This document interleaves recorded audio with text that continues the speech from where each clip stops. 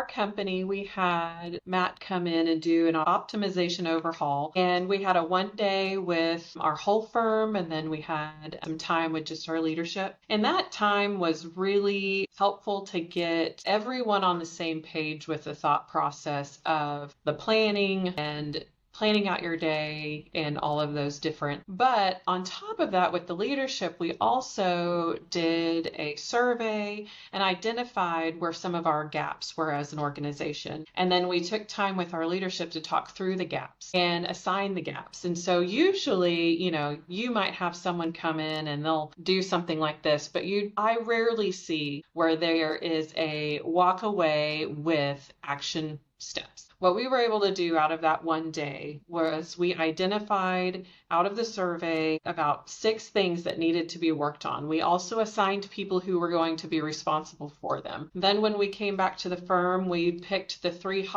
hottest, and we have had our management work on those, and we just rolled out this last week one of the solutions to one of those problems. One of the feedback we got was that people needed to feel more connected, and this one is going to touch several of the different gaps that we saw in that day through that survey. But we are starting something really neat with building community within our firm, because we have about 150 people and people want to feel connected. So we wouldn't have known that gap. We wouldn't have seen that opportunity for these 2 up and coming leaders to be able to problem solve this and come up with a solution.